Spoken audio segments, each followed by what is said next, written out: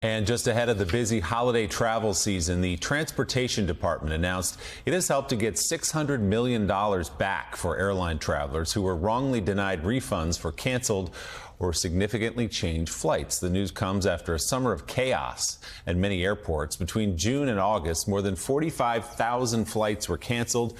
Nearly a quarter of all trips were delayed by 15 minutes or more. Tight scheduling, staffing shortages, bad weather all contributed to the problem. Joining us now, U.S. Secretary of Transportation, Pete Buttigieg. Mr. Secretary, thanks for being with us this morning. Let's start with those $600 million you all have clawed back for consumers, people who are owed that money.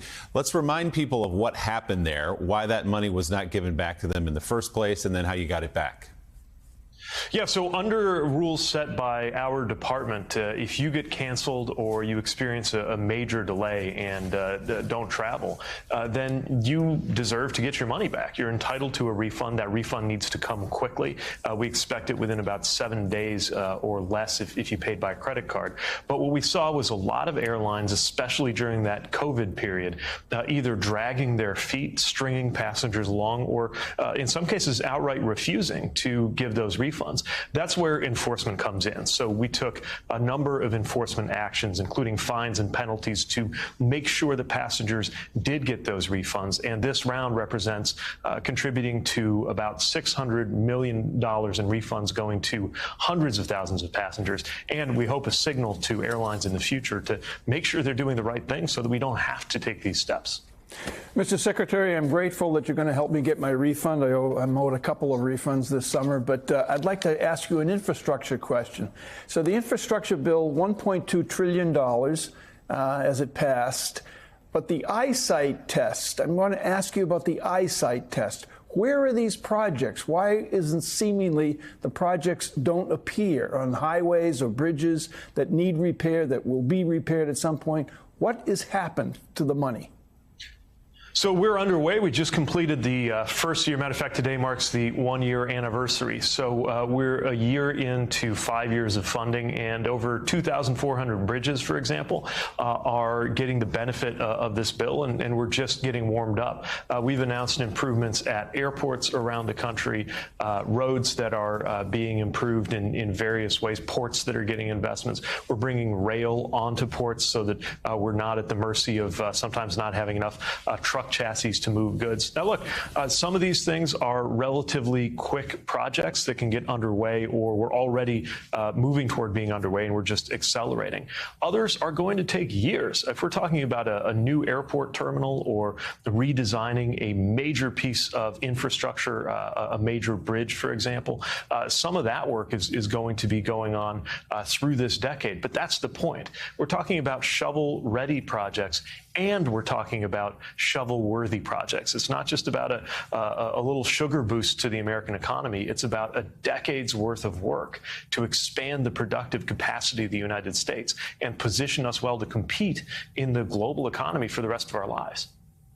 Mr. Secretary, I know actually some of these projects are becoming visible. I know in my home state of South Carolina, the interstates around Columbia, there's a lot of repair work just scheduled to begin on the bridges and so forth to on the interstates. So I think we're starting to see some of that money being spent. I wanted to ask you though about the supply chain issues that we've had for so long. Is that now solved? Will the supply chains work as we knew them as we approach the holiday season? Well, we're definitely in dramatically better shape than we were a year ago. You remember this time about a year ago, we were seeing pictures of more than 100 ships bearing down on the West Coast. Last time I checked, those numbers for our West Coast ports like LA and Long Beach are in the single digits. Really pleased to see the results last year. Again, this time a year ago, you saw headlines asking whether Christmas was going to be canceled. What wound up happening was actually an all-time record high in terms terms of retail sales that year. So we've seen major improvement, but no, we're not out of the woods yet. You look at the pressure on our supply chains right now, the need for more workers to choose to stay in jobs like trucking, which is why we're really focused on making the job quality of trucking better with more truck parking, steps to recruit more women into trucking and make sure it's a safe and rewarding profession for them.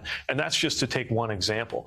Every part of our supply chain, from the ship to the shelf, is still feeling some of the consequences of the disruptions from the pandemic.